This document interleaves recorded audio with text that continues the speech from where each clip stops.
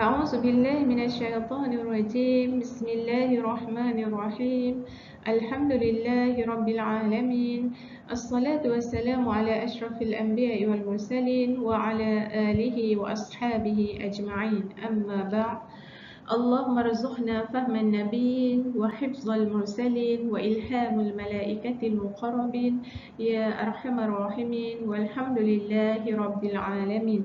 Assalamualaikum warahmatullahi wabarakatuh. Apa khabar semua anak-anak SPM? Saya harap kamu semua berada dalam keadaan yang sihat. Dan yang penting kamu telah bersedia dan sedang bersedia untuk menduduki atau menjawab soalan PAI kita yang telah dijadualkan pada 7 Februari 2023 iaitu pada hari Rabu. Okey.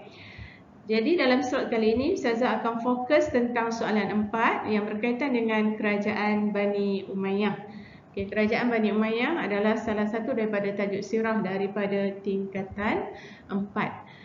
Soalan-soalan yang Ustazah cuba bincangkan pada kali ini adalah yang berkisarkan soalan koleksi percubaan negeri dan juga daripada modul mumtaz daerah negeri Kedah ya. Okey. Tanpa melengahkan masa, mari kita terus tengok soalan yang pertama.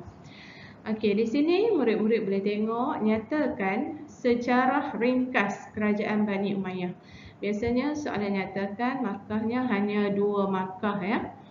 Jadi untuk sejarah ringkas kerajaan Bani Umayyah, antara jawapannya adalah kamu boleh menulis pengasas ataupun khalifah pertama ataupun khalifah terkenal. Okey. Kalau murid-murid tengok di sini, nama pengasas, nama khalifah pertama, nama khalifah yang terkenal adalah orang yang sama, iaitu Muawiyah bin Abi Sufyan. Okey, tengok kerajaan Bani Umayyah kan? Bani Umayyah. Ustazah kalau nak bagi murid-murid saya ingat, saya akan cuba kupas sikit di sini. M ni letak ke depan, MU. Tambah sikit W atas dia. Jadi Muawiyah. Okey. Jadi dengan menghafal nama Muawiyah bin Abi Sufyan, kamu boleh bina 3 jawapan sebenarnya di sini ya. Yang pertama, pengasas kerajaan Bani Umayyah adalah Muawiyah bin Abi Sufyan. Khalifah pertama kerajaan Bani Umayyah adalah Muawiyah bin Abi Sufyan. Begitu juga khalifah terkenal kerajaan Bani Umayyah adalah Muawiyah bin Abi Sufyan. Okey. Okey, murid boleh tulis juga bilangan khalifah dalam kerajaan Bani Umayyah 14 orang. Okey, pusat pemerintahan di Damsyik, Syria. Jadi kalau boleh hafallah paling kurang pun 3 jawapan. Kalau kamu dah hafal nama Muawiyah ni, kamu dah boleh bina 2 jawapan. Hafallah salah satu daripadanya, yang nombor 4 atau nombor 5. Okey. Okey. Untuk soalan yang kedua, di sini jelaskan sumbangan khalifah kerajaan Bani Umayyah. Okey, bila soalan jelaskan, jawapan kamu mestilah jelas. Tak boleh ringkas. Kalau nyatakan tak apa ringkas. Tapi apabila soalan jelaskan, dia perlu jelas. Okey, di sini biasanya soalan jelaskan 4 markah lah. Okey, dalam sumbangan khalifah kerajaan Bani Umayyah ni, khalifah kerajaan Bani Umayyah ni kita ada 4 orang sebenarnya. 4 orang khalifah kerajaan Bani Umayyah yang terkenal. Kalau soalan tanya salah seorang daripadanya, kita bolehlah jadikan nota saya ni sebagai panduan kamu. Saya tunjuk nota saya. Okey, slide seterusnya lah. Okey. Okey, biasanya Ustazah akan buat nota macam ni untuk anak murid Ustazah di sekolah. Saya akan letak 4 nama khalifah terkenal ini beserta sumbangan. Dan bagaimana murid nak mengingat? Saya cuba buat kata kunci untuk setiap orang khalifah ini, 2 kata kunci. Contoh di sini kalau kamu nampak di kotak hijau, Khalifah Muawiyah bin Abi Sufyan. So kata kunci jawapan saya letak sini, pos berkuda Damsyik. Okey. Tadi kita tengok soalan jelaskan kan. Jadi bila soalan jelaskan, murid-murid kena tulis jawapan dengan lengkap. Contoh macam ni. Jangan tulis pos berkuda saja. Mewujudkan perkhidmatan pos berkuda. Okey. Yang kedua, Damsyik. Macam mana kita nak bina ayat bagi jelas? Okey, menjadikan Damsyik pusat pemerintahan Islam terkenal. Ini adalah sumbangan Muawiyah bin Abi Sufyan. Jadi tak perlu nak hafal panjang-panjang. Kita just hafal kata kunci jawapan je. Pos berkuda Damsyik. Okey, begitu juga dengan Khalifah Abdul Malik bin Marwan. Okey. Keyword jawapan Ustazah perkhidmatan pos bahasa Arab. Tapi kamu binalah ayat sebab soalan jelaskan kan. Bina ayat bagi lengkap. Menaik taraf perkhidmatan pos dan sistem pengangkutan awam.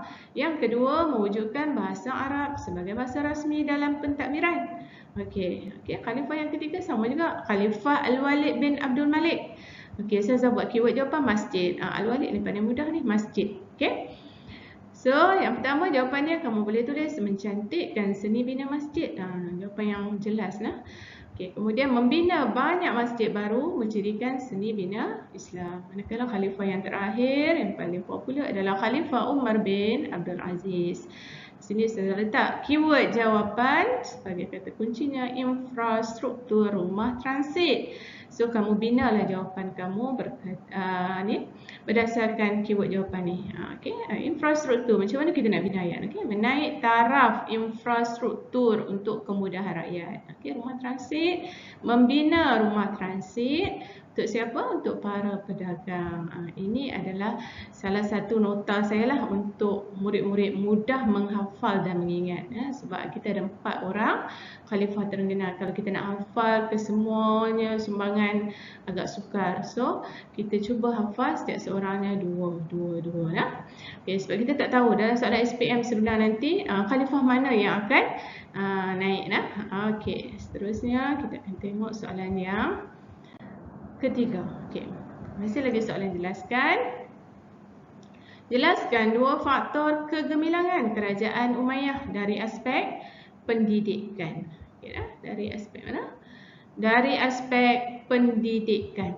Dari aspek pendidikan. Saya cuba highlight di sini. Soalan jelaskan juga. Antara jawapan yang kita boleh terima di sini adalah jangan lupa ya, sebelum tu jangan lupa kata kunci. 2 faktor kegemilangan. Kata kunci tu kepala ayat tu kena tulis lah. 2 faktor kegemilangan kerajaan Umayyah dari aspek pendidikan. 1, menjadikan masjid dan istana sebagai pusat perkembangan ilmu. Kita tahu pada zaman tersebut mereka mula belajar di masjid dan juga istana.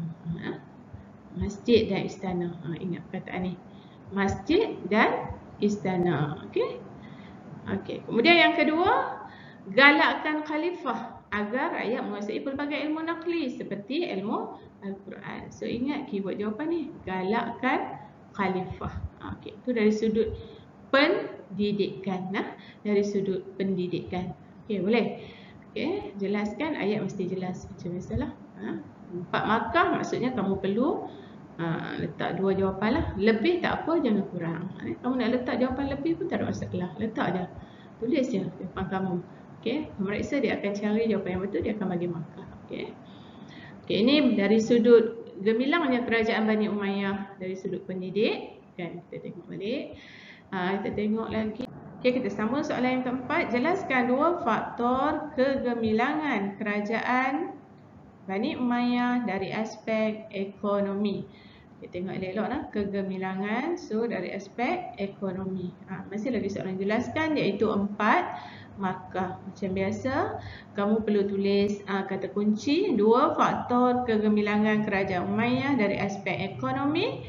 Jawapan yang pertama adalah pengurusan Baitulmal yang cekap sehingga hasil negara melebihi keperluan. Di sini keyword jawapan yang kamu perlu hafal iaitu Baitulmal.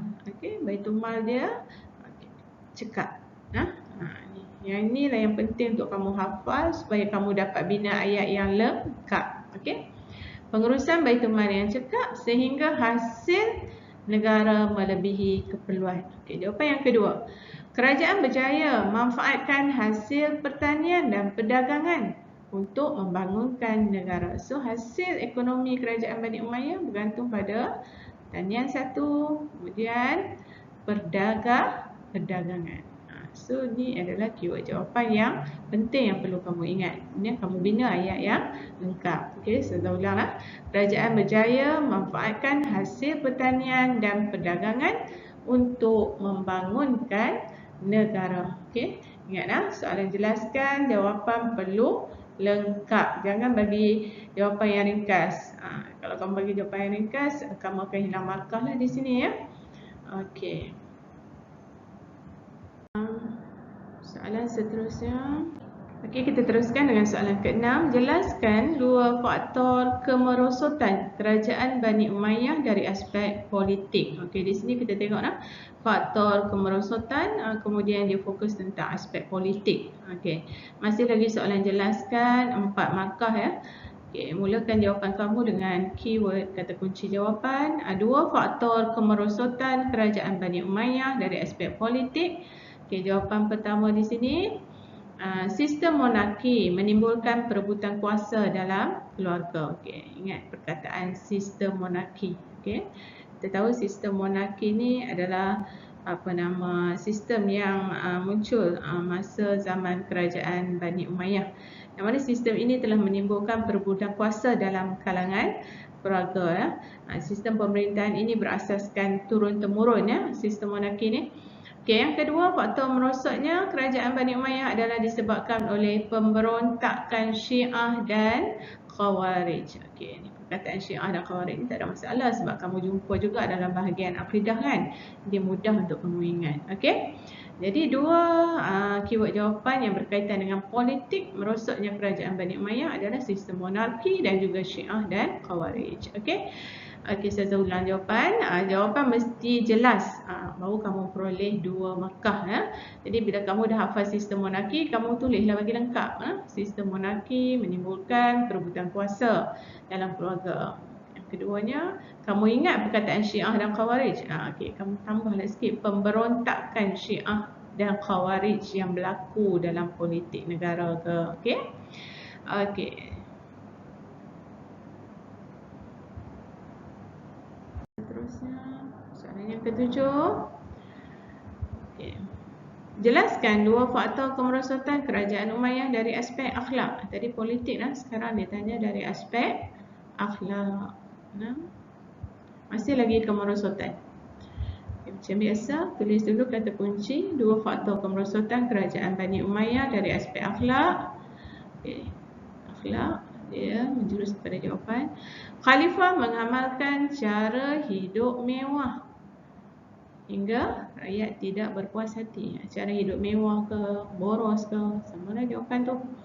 Okey, yang kedua sebab apa? Yang kedua, keruntuhan moral dalam kalangan khalifah. Sebab khalifah suka berhibur. Okey. Jadi ini keyword jawapan. Saya dah cuba highlight, gariskan Cara gariskan di sini keyword jawapan yang kamu perlu hafal. Hidup mewah, keruntuhan moral sebab berhibur berlebihan. Okey. Untuk soalan seterusnya, untuk soalan yang seterusnya, soalan yang terakhir saya rasa. Okey, terangkan dua iktibar yang diperoleh daripada pemerintahan kerajaan Bani Umayyah. Ini satu-satunya soalan terangkan. Okey, kita tengoklah soalan terangkan. Dia nak dua soalan jawapan. Markah dia masih 4. Walaupun markahnya 4, tapi memandangkan dia adalah soalan terangkan, maka kamu perlu ingat soalan terangkan perlu ada isi dan huraian. Kalau Ustazah nak bagi murid-murid Ustazah ingat, Ustazah akan kata soalan terangkan ni kena ada piah. Jangan hilangkan piah. Okey, apa itu piah? Piah tu nanti kamu tengok. Okey, P, pendahuluan. Apa dia pendahuluan dia? Kita hendaklah, kita mestilah, itu pendahuluan. I isi. Kalau kita tengok di sini berusaha menuntut ilmu tu isilah. Okey, A itu agar. Kata hubung agar seperti, okey. Dan kemudian H itu ada H itu adalah huraian. Jadi untuk soalan terangkan biasanya isi 1 markah dan huraian 1 markah. Jangan kamu bagi isi tanpa huraian, sayang, sebab isi kamu dah dapat. Huraian tu senang-senang je sebenarnya kalau kamu nak bina jawapan huraian. Okey, mari kita tengok jawapan untuk soalan iktibar. Untuk soalan iktibar samalah seperti pengajaran ayat, pengajaran hadis, yang mana perlu mulakan jawapan dengan kita hendaklah. Okey. Kata kunci macam biasa, keyword jawapan dua iktibar yang diperoleh daripada pemerintahan kerajaan Bani Umayyah, titik bertindih. Okey, 1. Kita hendaklah berusaha menuntut ilmu Okey, ini adalah isi nah. Biasanya pemeriksa akan tarik 1. Ini isi. Okey, isi. Agar dapat memberi sumbangan kepada negara. Ini adalah huraian. Okey. Huraian pun satu markah. Jadi jangan lupa tulis huraian. Huraian mudah je. Kamu boleh bina ayat kamu sendiri untuk huraian kamu. Okey, yang kedua jawapan dia. Kita hendaklah mencontohi sifat mulia khalifah. Itu adalah isi. Seperti yang tengok. Kata hubung ni seperti dia bagi contoh. Tegas dan berilmu, huraian. Okey. 1 markah untuk isi dan 1 markah untuk huraian. Maka dapat 2 markah. Okey, di sini saya nak ingatkan murid-murid semua. Jikalau soalan iktibar, kamu boleh hafal keyword jawapan ini untuk digunakan bagi kerajaan Khulafa' Ar-Rasyidin ataupun kerajaan Bani Abbasiyah ataupun kerajaan Uthmaniyah. Okey, keyword jawapan apa? Menuntut ilmu. Menuntut ilmu. Mana-mana kerajaan pun kamu boleh guna keyword jawapan menuntut ilmu. Sama je sebenarnya. Cuma kamu jawab bagi lengkaplah. Kita hendaklah berusaha menuntut ilmu. Kemudian bagi huraian agar dapat memberi sumbangan kepada negara, agar hidup diberkati. Ulanglah huraian kamu yang bersesuaian. Okey, keyword jawapan yang kedua apa? Mencontohi sifat mulia khalifah. Okey, mencontohi sifat mulia khalifah sama juga dalam kerajaan Bani Abbasiyah. Okey, jadi benda ini boleh diaplikasi untuk semua tajuk sirah yang lain. Begitu juga iktibar tokoh. Dalam iktibar tokoh pun lebih kurang je jawapan dia sebenarnya. Kita boleh guna keyword jawapan menuntut ilmu ni. Kita hendaklah berusaha menuntut ilmu agar dapat memberi sumbangan kepada negara. Kalau iktibar tokoh lah. Ini sirah lah. Kalau iktibar tokoh, saya bagi contoh iktibar tokoh. Yang kedua, kalau untuk iktibar tokoh, kita hendaklah berusaha menyampaikan ilmu. Lagi mudah. Yang ini untuk tokoh menuntut ilmu, menyampaikan ilmu. Kalau untuk iktibar sirah, kamu boleh hafal keyword jawapan menuntut ilmu, mencontohi sifat mulia khalifah. Itu tips yang saya boleh bagilah. Supaya kamu tak rasa stres nak hafal jawapan banyak-banyak. Tak perlu. Kamu cuma hafal keyword yang bersesuaian untuk semua sirah ini. Kemudian kamu bina ayat kamu sendiri. Okey? Saya harap Ustazah kamu dapat buatlah dengan terbaik. Sebenarnya iktibar ni tak sukar sebenarnya. Dia sangat mudah kalau kamu tahu dia punya tips sebenar.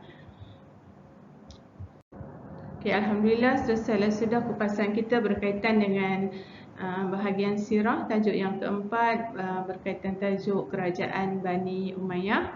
Okey, akhir kata daripada saya, sesungguhnya segala yang baik itu datangnya dari Allah jua. Segala kelemahan dan kekurangan datangnya dari diri saya sendiri. Okey, ingat ya murid-murid semua, di sebalik kesukaran itu pasti ada kesenangan. Jom kita usaha sampai Sekian, terima kasih. Wabillahi taufiq wal hidayah. Wassalamualaikum warahmatullahi wabarakatuh.